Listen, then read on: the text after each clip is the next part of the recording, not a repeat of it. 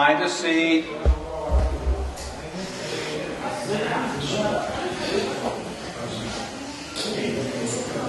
Come on, find a seat.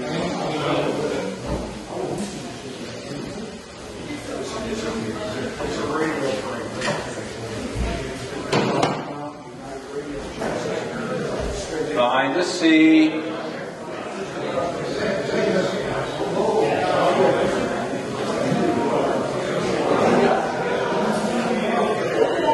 Find a seat. Teacher's waiting.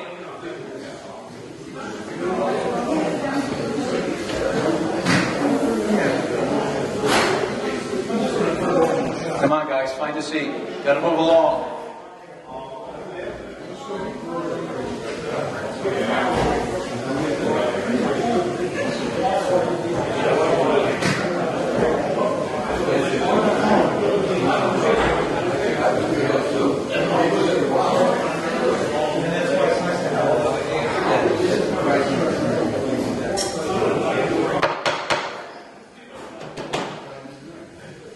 All right, listen, I want to welcome everyone to the April 12th, 2019 meeting here at the New Jersey Antique Radio Club at beautiful downtown Info Age. Thanks for coming out.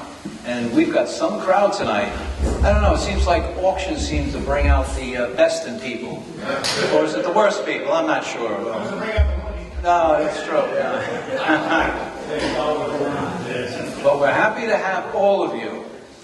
Okay, any new faces in the crowd? I think we got a bunch. Who are you? I'm Matthew at the swap. I'm Charles. Hi, Charles. What's your full name, Charles? Marquez. Marquez. Yes. I remember you, yes. Yes, we do. Okay, now we spoke, but tell us about you to the rest of the membership. Well, 2 weeks ago at the Persephone swap, that was the first introduction to you guys with the and you tell me, hey, I think I'm going to come down and see what it is about, because I know I've always been interested in old food radios, and I'm a new retiree, just over a year. I mean, it's not trying to retire when I realized, hey, my first ever radio was a tube radio years ago. This is something I want to go back to see what it really was about. I don't know anything about it. So I started accumulating pieces here and there and what the hell was that? I'm like, what? Are you crazy? Why are you bringing this?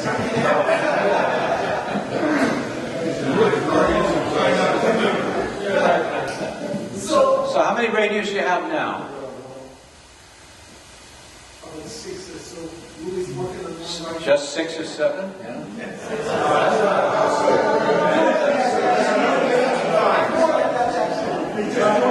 Listen, you can lie to your wife, don't lie to us, all right? By the way, nobody else is retired. Actually, she was like, ordering me out there. Hopefully they wanted to do that. Why are you bringing this in the house? Don't worry, we tried it before. All right, glad to have you. All right, there's other new faces. Who else? Yes, sir. My name is Phil Rouse, and I'm newly retired, and my wife is current installation. So, after many, many years, fixing television, radio, it takes time to clean up. So I'm taking away my equipment and my radio, but I thought I'd be interested to come and see what's going on and stuff, and I'm looking forward to hearing the lecture on tips and tricks and things. So that's All right, but before you sit down, there's a good chance that since you are staying here a little longer and you keep saying how you're going to give everything away, you're getting out of the hobby, I don't know about that. We tend to bring people back into the fold. We tend to do that. You'll see what you the need. ultimate said, you go get rid of this stuff. All right, okay. Somebody new, somebody else. There's somebody else. Chuck. Chuck, where are you? Where's Chuck? Where'd he go? Yeah, didn't you have a gentleman with you? Yeah, he was in the last meeting. Oh, I'm sorry. I thought it was new. I thought you were a new person in. All right, good. All right, Ted. Stand up, Ted. Good evening, everyone. Pleasure to meet you. My name is Ted Cobb at Hazlitt, and I'm interested in antique radios quite heavily. Also guilty of being a hand radio operator. My wife wants my stuff out of the house too. She's got no excuse because she's got a hand call.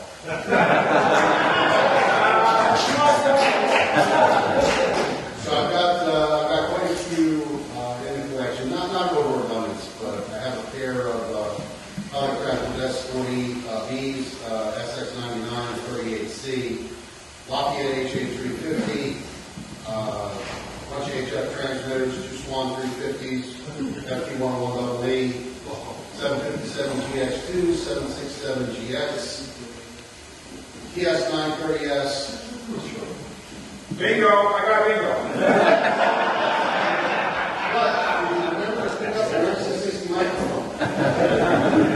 Anyway, I didn't know that there was a club organization down here. An old friend of mine, if any of you know him, Bob Boost of the 2OD.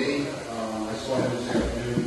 He mentioned it. I looked you guys up on the web and saw that you do have a meeting. So I said, you know what? I have to go down and meet these fine gentlemen and perhaps share in the company radio. So thank you very much for having me. Looking forward to the rest of the meeting.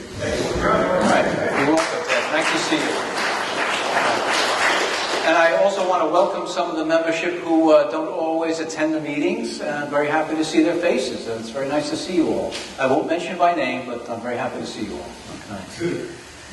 All right. Infirmary report. Yes, we have to go over it. Unfortunately, it's rather long, as things do happen. You saw Marvin's write-up in our Jersey broadcaster about Bob Chiss. And in early March, there was a memorial service for him at the Asbury Park Paradise Dance Club. And Bob was a member there, and he enjoyed line dancing. Now, I believe our webmaster, Dave Sika, actually attended this memorial. Is that true, Dave? Mm-hmm. So you want to give us a little talk on that?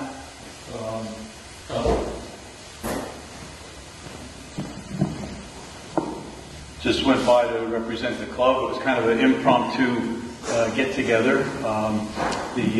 Who knew Bob was into antique radios and line dancing and motorcycles. I knew about the antique radios, but I didn't know about the other stuff. There was a formal church service a little while ago, but unfortunately only found out about that after the fact, so I'm glad that Joe Kajuski and I got a chance to go down and at least to kind of show the colors of the club there anyway. So. All right, thanks, Dave. All right, continue. Marcia is continuing recovery on her eye surgery, so that's good to hear. And she's going to Ray. She is taking over more of her old duties again, which she always did a fantastic job at, which in particular has to do with receiving your cards for every January. And then we move on to member Pete D'Angelo, who's not doing well. In all intents and purposes, he's not doing well at all. And he's pretty much existing out his last days at a nursing home in Campbell Hall, up in upstate New York. Us people in the Harps Club know him well, and of course he is an NJARC member, and anybody in AWA knows Pete, because Pete always, I don't think he ever missed one until recently. So just, if you happen to know his phone number, he is with a phone number. I think it's a cell phone. You want to give him a buzz, go ahead. Just 2 days ago, member John Cumma from Long Island, he got himself a mild heart attack. He had 3 stents installed, and that just happened 3 days ago. He's 63 years old, so you just never know. But on a more positive note, I see here we've got our Pete Olin, and he's doing well with some chemo treatments, so it's good to see you, Pete. Really good to see you. All right.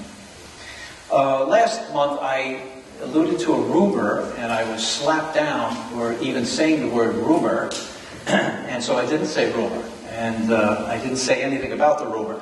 But it turns just as well, because what happened was the rumor was probably incorrect. And I have learned since then that the person I was talking about was Ron Ramirez, the Philco guy, the guy who wrote the Philco book, who's an incredible asset to our hobby, that he was suffering cancer.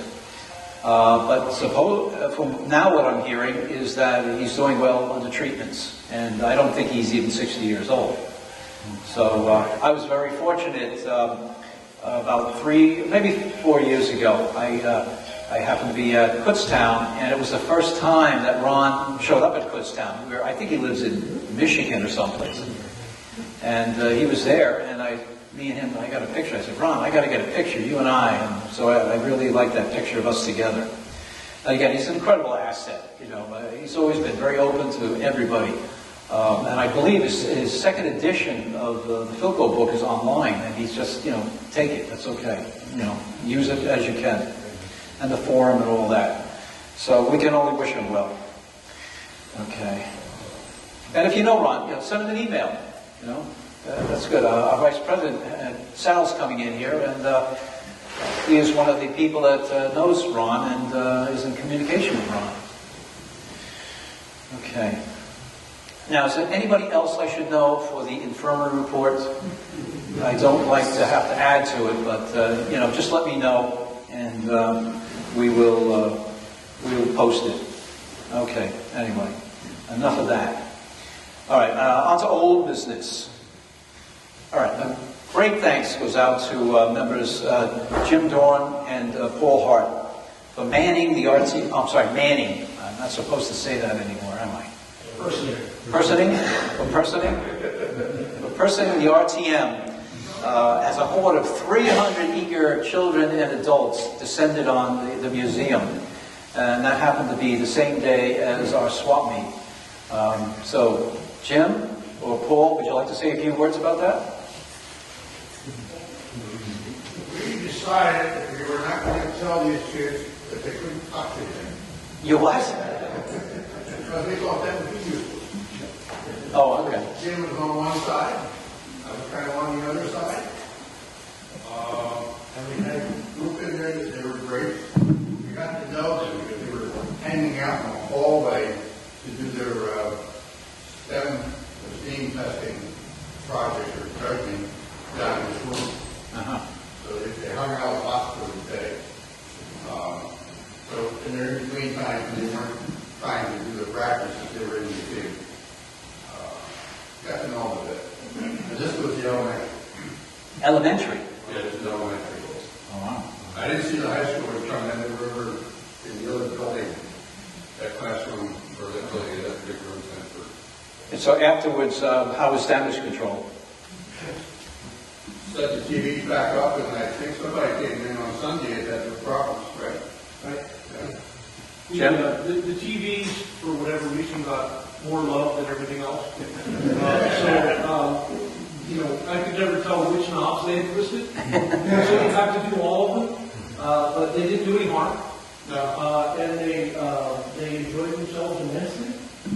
That was very clear. These were the right people to have looking at it. They were, sort of a self-selecting group that we knew they were interested in what we were doing. And I would add to what Paul said that in addition to the students, we had some great conversations with some of the teachers who were thrilled that we were taking care of them like this and who expressed an interest in coming back again, outside the STEAM structure.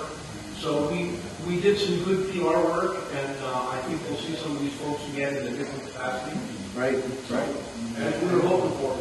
In the past 2 weeks, we've had Buffalo County high schools. Yeah. We've had Central Regional and somewhere around Fort River. They come in the morning, they go home after lunch, the bus drivers give on their afternoon bus route. But the high school has been very good. We've had probably 30 in each room.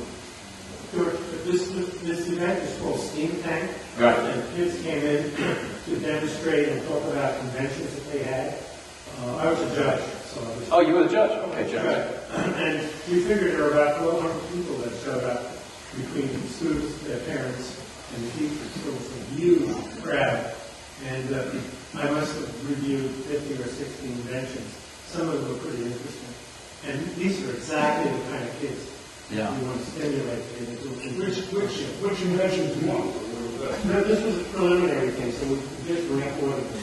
And there's going to be a statewide thing later in the year. I guess it's in Atlantic City. All right, that's great. Great to hear. And thanks again, guys. Great, thanks again. And unfortunately, you guys couldn't attend the Parsippany Spring PAL meet. That happened to be one of the best attended meets we've ever had. Okay? The gate was over 160 people. Over 100, maybe 164 or something like that. It was sold out. That was a given. But the amount of people coming through that gate and that door was phenomenal. Now, David and I, we joked because I asked him, this is an ongoing thing. You've heard me talk about it before. I always ask for the sign. They have that wonderful zipper sign out front. And, they post ladies' quilt show, coin show, stamp show, this show, that show. And us, they seldom do us. Actually, they haven't done us on that sign in probably 6 or 7 years. Okay, and we've been going over 15 years. So David FaceTime, he lives in the town, he gets there and he says, please, put it up. And you got a lot of yeses, right, from everybody. Every year. And this year, they did. They actually put it up. The only problem was, not even a blink. If you half blinked, you didn't see. Should I put my sign in? Next season, we're putting in Sal's signs. So that was the joke of it, that our sign brought in more people, but obviously it didn't. I think what's been bringing in more people is us being a ARRL ham event. And a lot of folks that were there, I never saw them before in my life, and I love that. Because I like to work the line and go outside in the corridor, and the line went all the way out to the front door. Okay, it reminded me, and Bruce, you remember too, in the old days of Split Rock attending there, and the line would be all the way out in the parking lot. So it's great that we are an ARRL event, and the people that are there are still into the boat anchors and the parts and the test equipment, and the and the vendors also that are there are new vendors who are hams also bringing in their stuff that they don't want and us antique radio kind of guys want. So it really, one hand washes the other. It really works out well. And also, it happened to be, I was at the front gate and front table when a woman was standing there, and I think it was Harry, I think you said, she said, well, I don't usually pay. And Harry, being Harry, he said, no, you pay. No, he didn't say that. And, oh, it was you, Bill? Okay, it wasn't Harry. You were exonerated. It was Bill. Harry left. And what happened was a woman there with 3 little kids, But I saw on her lapel was who she is. And she is Ria Jaram, N2RJ, and she is the regional director of the ARRL Hudson Division. Okay? So needless to say, I said, come right in, lady, come right in.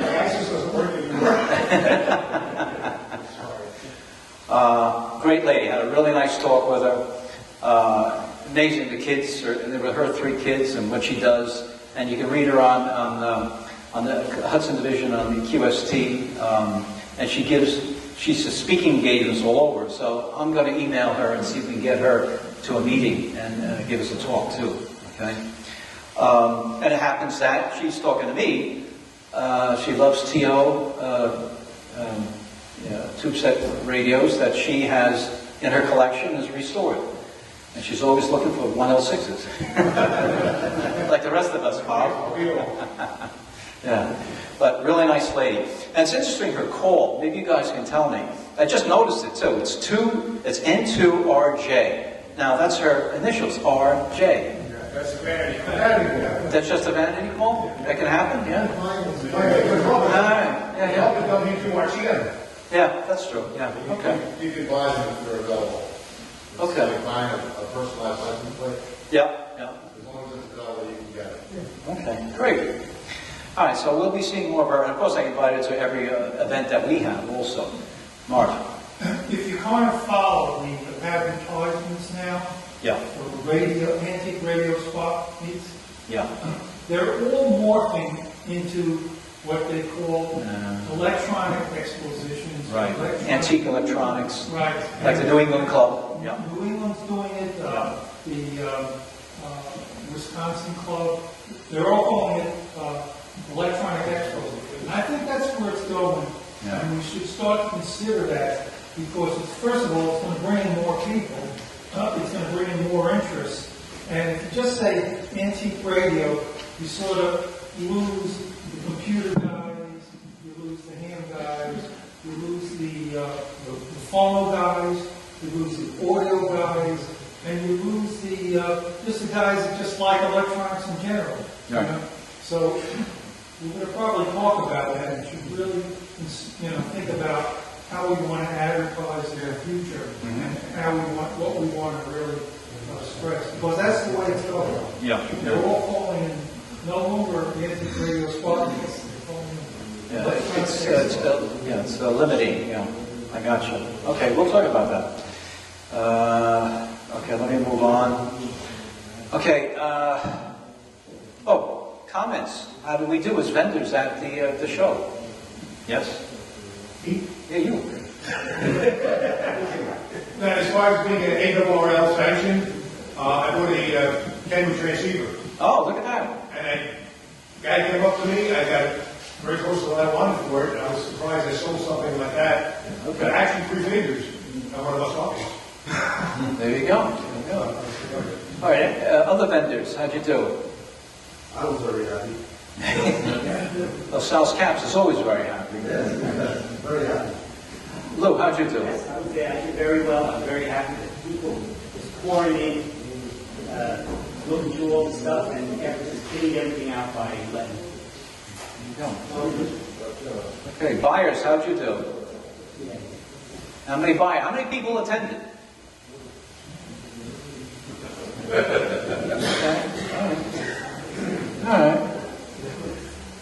More the merrier, guys. More the merrier. By the way, I might mention, average attendance is about 100, 105. That was 165. Yep. 60% increase in attendance Amazing. over the last 3 or 4 years. Yep. A lot of buyers. Yeah, that's through the gate. Yeah, that's great. Well, we want to continue that. Absolutely. And of course, I fill out the application, ARRL, you do it like 2 or 3 months in advance. It has to be done. And it really helps. It really brings things in. And I think being tight with Maria, I think that's going to help also. It really is. Because that's something else I saw not knowing her personally at all, but seeing her at our Hamfest swap meet, I noticed that she had a gathering of people around her. Look at that. And they're all, and she's elected, right? She is elected. So people are congratulating her, blah, blah, blah. So that's great. That's really good. Okay, let's move along. There's a very interesting obit that Dr. Alex put up on the NJARC communicator about Bob Merriam, founder of the New England Wireless and Steam Museum of East Greenwich, Rhode Island. Now, Ray talked about it last month's meeting. I think it was fairly quick that it occurred back then in March. And the gentleman was 95 years old, and you've got to read this obit. The 95 years that this man spent on Earth, unbelievable. He spent at least 5 other lifetimes for the rest of us. The things that he did, let alone putting this museum, the Steam and Wireless Museum together. Now, I've never been. Ray, you've been, right? Yep. Do go right over the New England, we stop by. Fabulous place. Yeah. Fabulous place. And those people, you know, they play with big steam engines that wouldn't fit in this room. They restore them? They restore them and run them. In fact, they took a wireless station that was down on the shore, a two-story building, and they quartered it and moved it about 15 miles up to their site and put it back together again. Wow. Those guys would move anything. Wow. You really should go there. Put it on your bucket list. It's well worth it. All right, thanks, Ray. And like I said, Dr. Alex put up the memorandum on his, as an email to us on the communicator, and it's all there. It's amazing what he did. The man did everything. Unbelievable. Okay. Do we have any other old business to talk about? Oh, we do. Bill.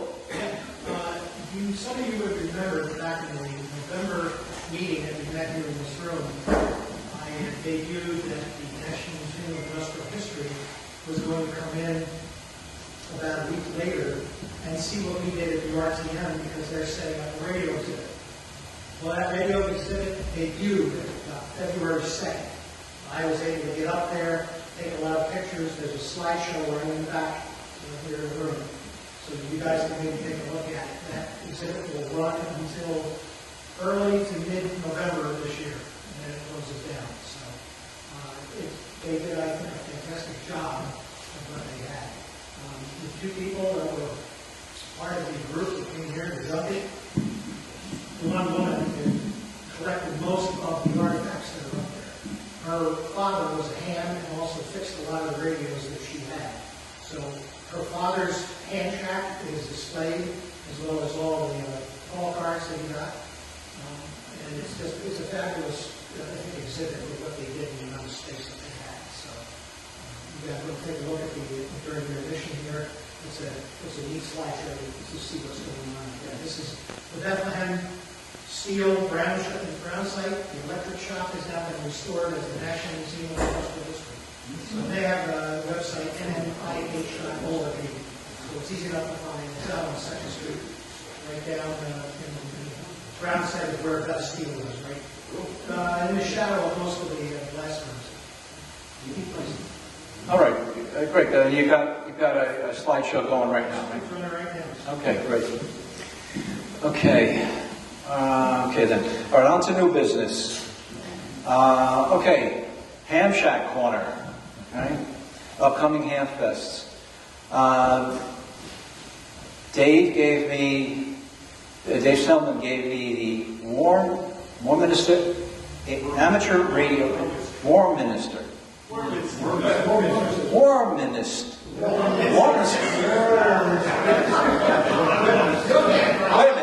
Minister.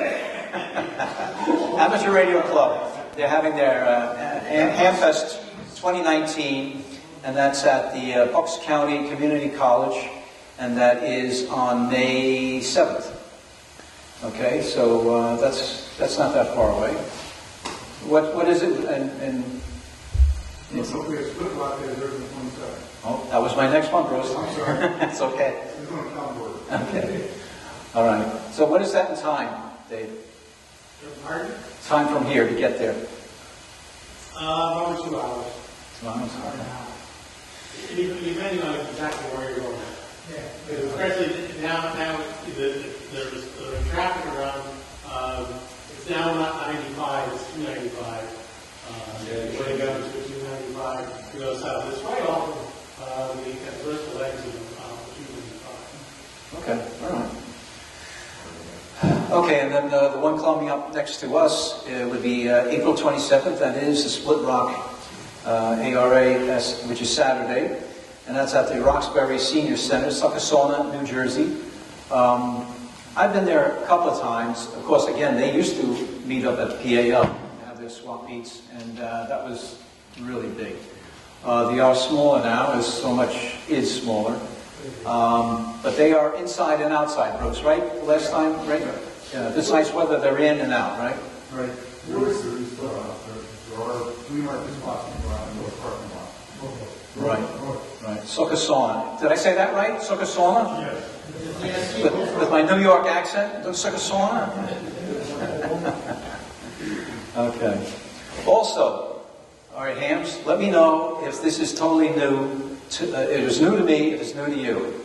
Also, Saturday, April 27th, okay, the Long Island CW Club and the Great South Bay Amateur Radio Club is having their International Marconi Day. Marconi Day. Oh, wow. All news to everybody. This has been going on for a very long time. All right, I picked this up. I don't know where the hell I picked it up. I picked it up on the internet out of Birmingham, Alabama, Birmingham, England, and because it is international, they're promoting it, and it has to do with any. This is amazing that we're standing here and I'm talking this. It has to do with anything that Marconi, Signor Marconi, that actually worked at or transmitted from any place in the world, that they are promoting this International Marconi Day.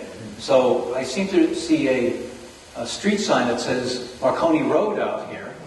Okay? I see this place called the Marconi Hotel, and it's amazing that we as a club don't know about this. This is absolutely amazing. Now I bring up the Long Island Club only because they're going to have, at one time there was a shack where Marconi transmitted from on the island. It actually isn't in the town in South Bay. It was more towards Riverhead.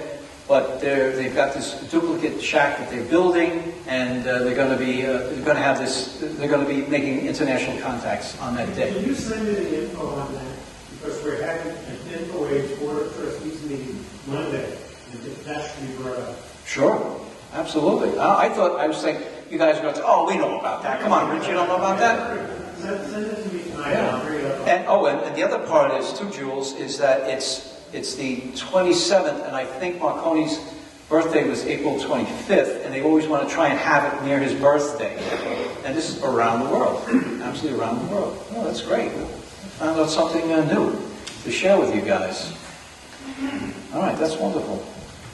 Okay, now, moving right along, I have some very big news for you guys. Very big. All right? Big, real big. This big. This big.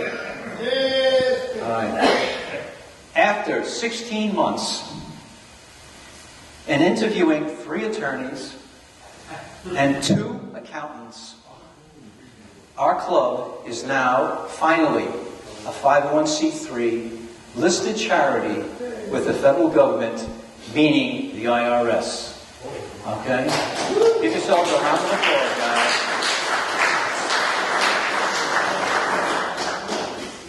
Unbelievable battle that it took this damn long. All right? I won't go into all the particulars of why, but we're finally there. Okay? And I have the letter here, and I heard from the accountant last week, and I've been calling the IRS every week, ever since. Yeah. Right after the shutdown, the 31-day shutdown, I was calling them, and they said, "Well, your application, we had a shutdown. Call in 2 weeks." I called another 2 weeks. "Well, we had a shutdown for 31 days, I called another 2 weeks. And finally, I got through last week, and the lady said, "The letter's in the mail. You're going to get it soon." Well, I didn't get it personally, but we get it here to our address. So, in the future, I'll get into more things about what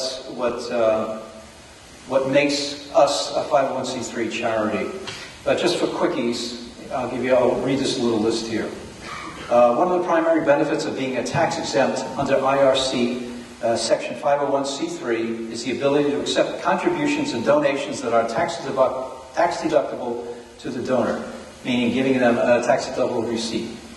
Additional benefits include, but are not limited to, exemption from federal and or state corporate income taxes, not to us. Possible exemption from state sales and property taxes, which is us, varies by state. Ability to apply for grants and other public and private allocations available only to IRS-recognized 501c3 organizations, which is a big thing for us and any other organization with that status.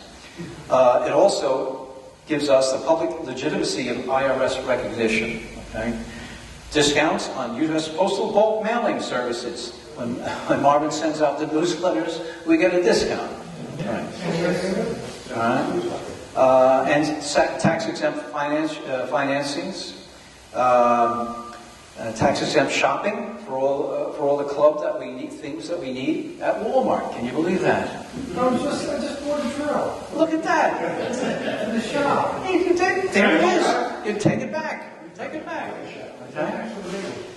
Also, it's for perpetual, I can't speak tonight, perpetual existence, meaning no need for the club to ever reapply again.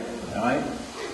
And public service announcements on radio and TV for free. How about that? All right. Now, it's a lot more in depth than that, but that's just a nutshell of it all. Okay? Okay. You know what? Jerry. Years ago, as treasurer, I looked into us becoming a 501c3. Yes. But there were very high hurdles in your commitments that you had to make. You had to have an endowed share. I mean, this was serious money you were spending back 15 years ago. Yes. How did we get over the hurdle? Have they lowered the height of it? We spent a lot of money. That's how we got over it. The application itself was, I think, $800. No, I'm sorry. It was $400, and then they said, "Nah, we need more." They gave $600. I mean, was it things like us having a museum and a site and... Just perseverance, Jerry. Just perseverance, man. Really. And finding the right accountant, because really, there were accountants and lawyers that just ran the other way. I don't want to get into the gruesome details, but in all reality, back then, we should have been a 501c3. And because of that, we had a hard time being in existence since 1992. They wanted to know, where were we? Why haven't we filed before? And that got into a lot of legalese, okay?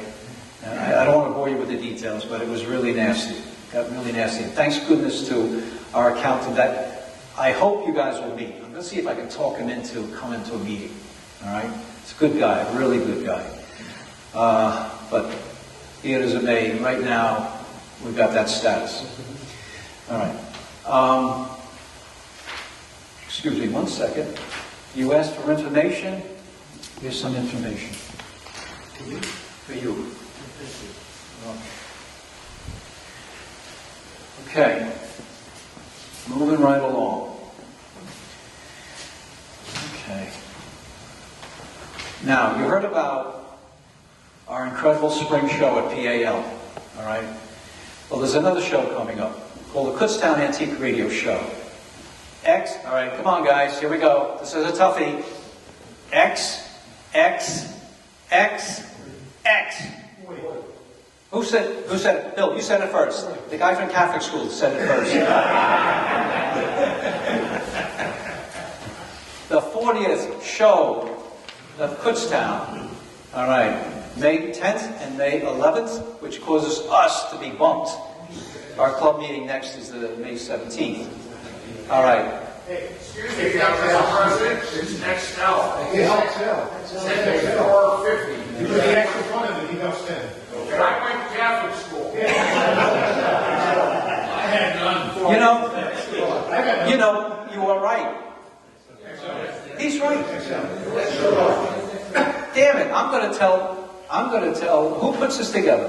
Does Jared put this together? No, that's from Rennigan. Rennigan's itself. Well, I'm going to talk to him when I get there. They're not Catholic?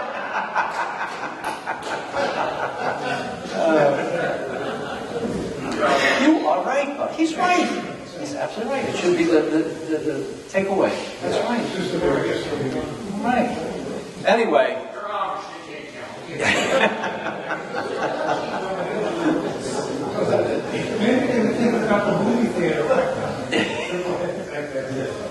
All right, Dave, you want to say a few words about what's happening, what might be in the White Room? Okay, this is the 40th session of Kutztown. These 20 years we started this ago, and we never thought it would get as big as we got. As of last Saturday, in the main pavilion is completely sold out. The overflow pavilion there are 5 spaces left. So it is growing, and we call it the Kutztown Radio Show. We don't call it the Vintage Computer Show or anything like that, but who knows? We get the audio guys, we get the jukebox guys, we get ham radio operators. The one thing we don't get is computers. We don't want computers. So, and we do have an auction. We have an auction Friday night, and we have a small estate. There are 60 tabletop style radios, at least already consigned for the auction. They're not, I haven't seen them, but I hear they're not junk. So they may be common radios, but they're not junk. So anyway, it's same as usual. Vendors can set up starting Thursday at noon. The public can enter anytime, probably after 12 or 11 a.m. probably. The earlier you get there, the better it will do. And we do have an auction Friday night. We're also, this year, since the 40th, the club purchased a Catalan radio, a Bendix 526 radio. We will be raffling that off. The tickets will be $2 each, or 3 for $5. Okay. So you stand a chance for $2 to win a Catalan.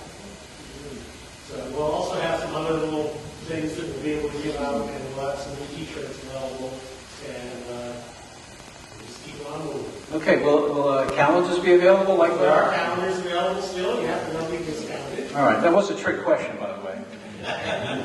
Yeah, no, we have some calendars left.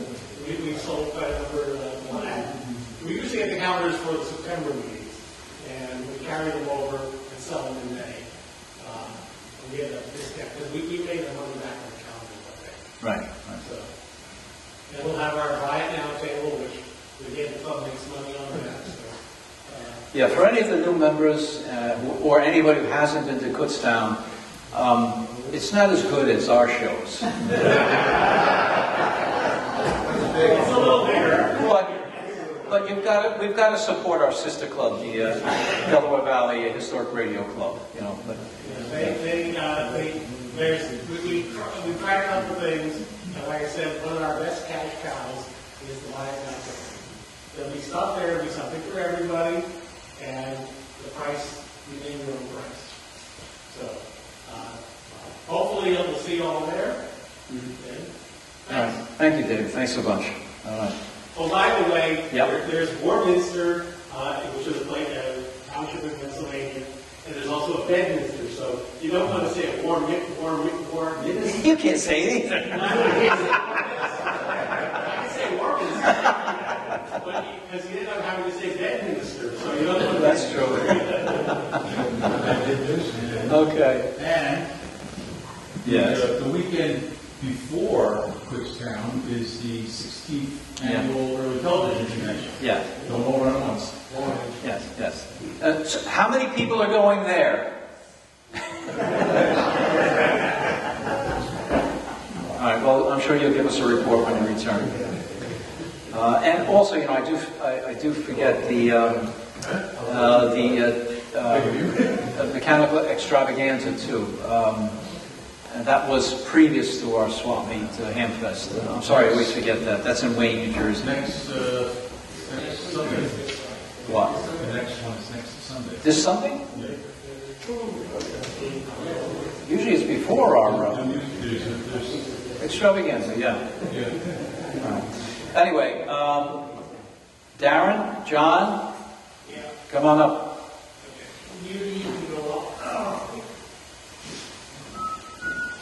I want to preface this with, this is a commercial. But wait, there's more. But wait, there's more. I am involved with a company that runs estate sales. From time to time, I work for the company. A friend of mine runs it. John is also working for the company. And we are working on a sale this weekend in Millstone. I hit it up on the, not reflector, what is it called now? Communicator, New Jersey Antique Radio. On the communicator. I may be one of the youngest guys in the club, but I'm not the most computer literate there. So, it's called the opposite, by the way. So, long and short of it, a few people were out there. There's still quite a bit of radio stuff left, nothing really exciting. There seem to be radiola 18s and 17s stacked up like cordwood, but they're in really nice shape. And there's some junk and there's some stuff, and everything, tomorrow is the last day of the sale, so everything left will be marked down markedly. And if you make an offer, it'll probably reasonably be accepted. So if you're interested, it's in Millstone. It's up on estatesales.net, and I can actually give you the address, which is in my phone. Again, I'm not the most. A second here. It starts at 10 o'clock in the morning, and the address is. My phone is running away from me here. It's on Charleston Springs Road, it's 37 Charleston Springs Road in Millstone, about 8 minutes from Great Adventure. And depending on which way you come from, Google Maps is not going to know where 37 Charleston Springs Road is. But, it's just going to take you to the road. But there are signs, you'll see it, and quite honestly, It's right past the big municipal park. it's very simple. You get off, depending on which way you're coming on 537, you either get off at Stagecoach Road, or you take Millstone Road to Stagecoach Road, and it is right off Stagecoach Road. Are there a lot of parts? So, there are some parts. The stuff is kind of... There's a fair amount of battery sets left Yeah. that are priced very cheap, pretty much for less than the cost of the tubes. set of globe tubes. Yeah. that are Yeah. There's no extravagant, nothing great, no exciting battery radios, but there's some well-preserved radiola 18s and 17s and some $3 and some part sets and a couple of hot water cans. There's a keel table that needs a little bit of attention, but it's a large keel table. There's some stuff there. And like I said, prices will be right on the last day of the sale. So, and if anyone here is interested, you would probably want to come see me or John. We'll make sure you get the right price. Can I return mine and get a discount? I don't think so, no. Our show and tell over there has a 1-2-10 built. Yeah. So, now we now return to your regularly scheduled program. Thank you. You're not the best salesman, though, I'll tell you. But I'm sure there'll be an NJARC discount. Yes? Yes, you got it. All right, that's it. Just bring your hat or wear your T-shirt or golf shirt or sweatshirt, then you'll get a discount. See, it's not on Sunday, because then I could have done like, Sunday! There you go.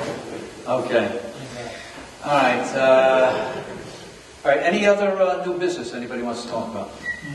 Oh, we got people. Oh, you got more? You got Yeah. more? No, but go on. Okay, I've learned that putting things in a broadcaster doesn't help much. So I'm thinking face-to-face it'll be a little more advantageous. I was talking to Al Clace, and once every year we try to have a homebrew radio contest, and we don't do very well. Only one or two people show up with some homebrews. Is Al here, by the way? No.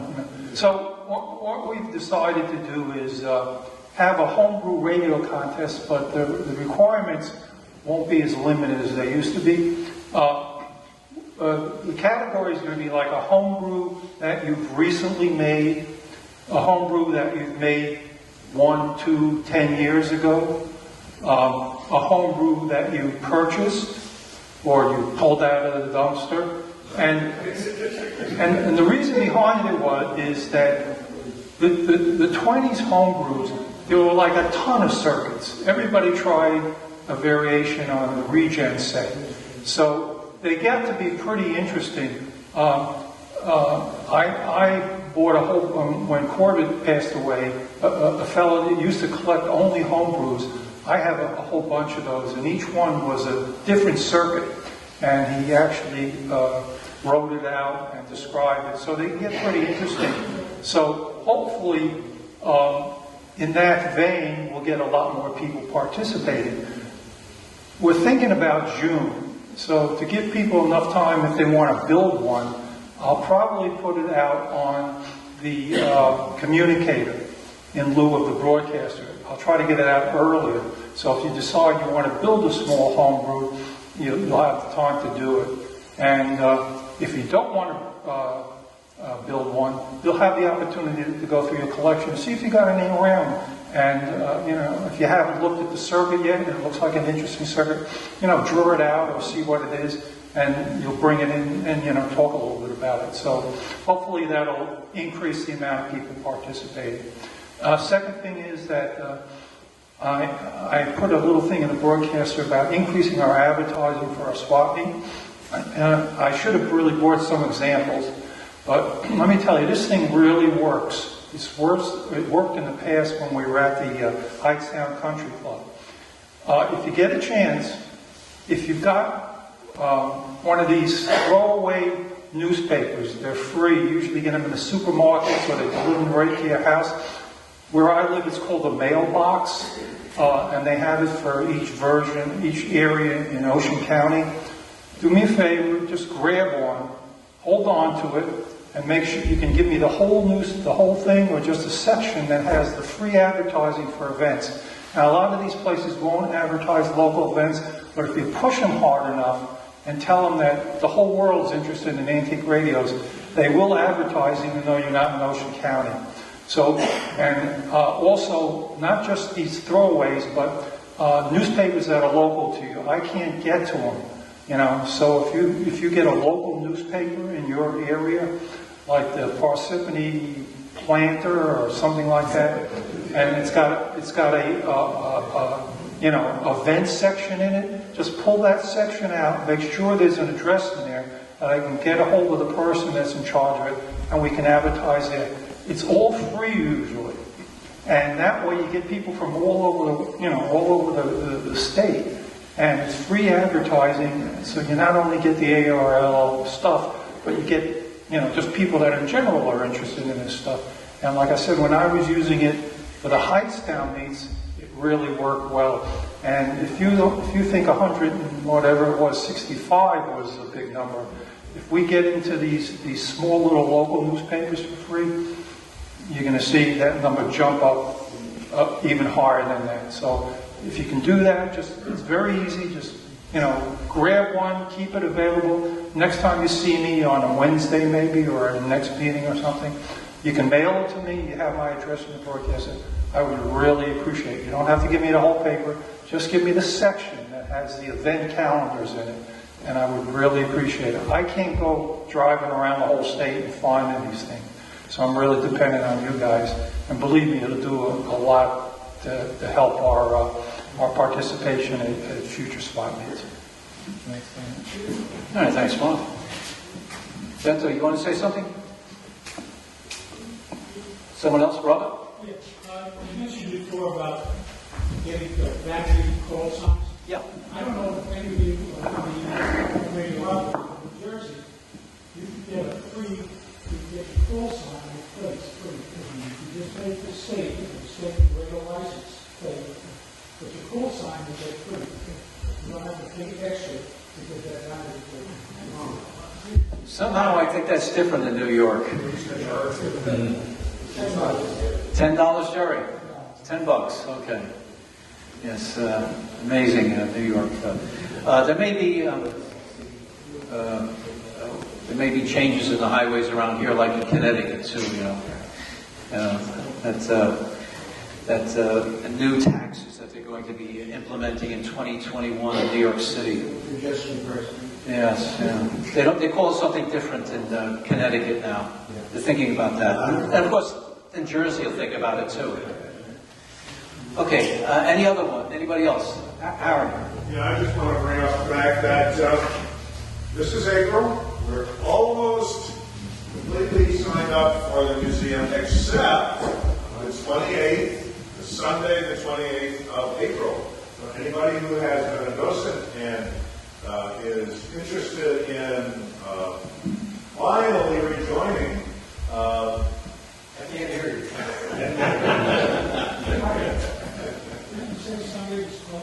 No, Sunday, April 28th. The 21st, we are closed. 21st, yes. Is it the Saturday is closed, or just the Sunday? Just the Sunday. Okay. Just the Sunday. So, Tom Senator is doing the 27th, which is the Saturday. And, but we need somebody for Sunday, the 28th, I'm sorry, 28th. Anybody who has been a ghost before, and is interested in coming back, these are all over here. It's an open day at the moment. Okay. Anybody can help? Harry needs help. We need help. Yes. You had the clinic here about a month ago. Is Bob down here? He is. There's not. Look, if he owes you money, that's a private thing. Right? I felt this transoceanic zenith thing. And this one was a gift to me many years ago from family friends, and I cherished it. I got some young guy playing with it. I was building my own transceivers, etc. And I've been looking at it for 40 to 50 years. At any rate, I brought it over here to the clinic. Busy as I'm going to get in and help him. I captured him outside, and he said, "That looks familiar." And he said, "I got a few of those." I said, "No, there's nothing wrong." "Oh, no." Well, he took that case, and that chassis, and it made it into things I never saw before on the case. Turned it into what I would call an NICH from being on the receiver. And the tip of the hat back there. I couldn't believe what I had. Had on my hands when he handed it to me. He did a whiz-bang job on it. I'm so sorry, it was all my fault.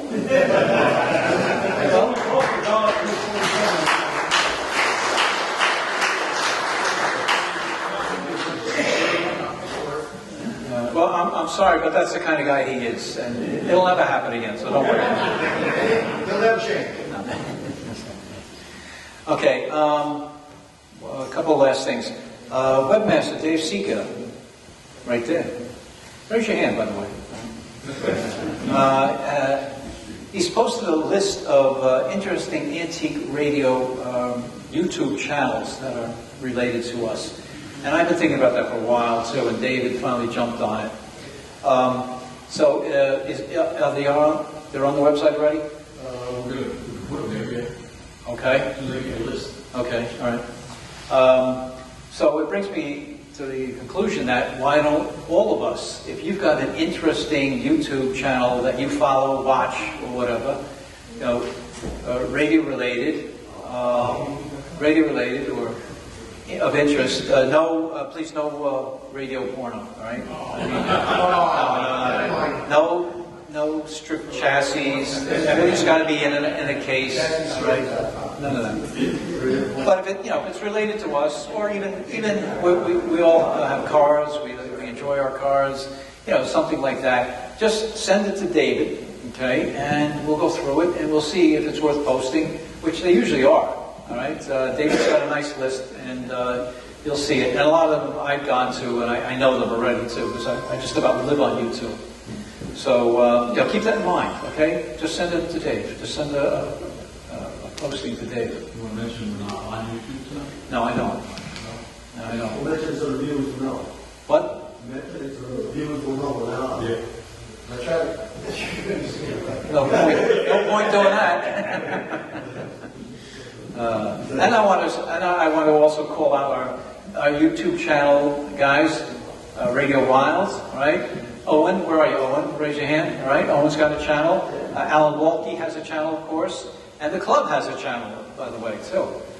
Is anybody else in the room that has a channel?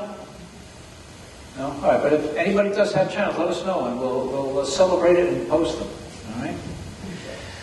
Okay, any other new business? Leo? Yeah, just a point of interest. My wife and I were traveling through Florida for about 2 months in motorhome, and we ran into a state park. It was called Jonathan Dickinson State Park. And you kind of wonder how this relates to this, but that state park used to be a military base called Camp Murphy. And they actually worked with Fort Monmouth in 1942, 1944 to develop radar. It was a radar training site. So it has some relationship to Fort Murphy? Yeah, Camp Murphy. Camp Murphy. I got a little brochure here for you. Very much look at. Okay. Well, I guess Raymond would probably be. Okay. All right, great. Just a little bit of interest, you know, how far reaching some of the work that goes on in Fort Monmouth. All right, thank you, Leo. All right, listen, that's it then. After a short intermission and sale of our 50/50 tickets, we'll have a ever-popular show and tell and hints and kinks. And after that, we'll have an auction, right? So, short, please short. We're going really long this evening. You guys are getting into snooze mode, and I don't want to see that. All right, somebody's going to help sell this. Somebody is going to help, somebody in the back room that just stood up is going to help sell the 50/50s. Darren and John, not you.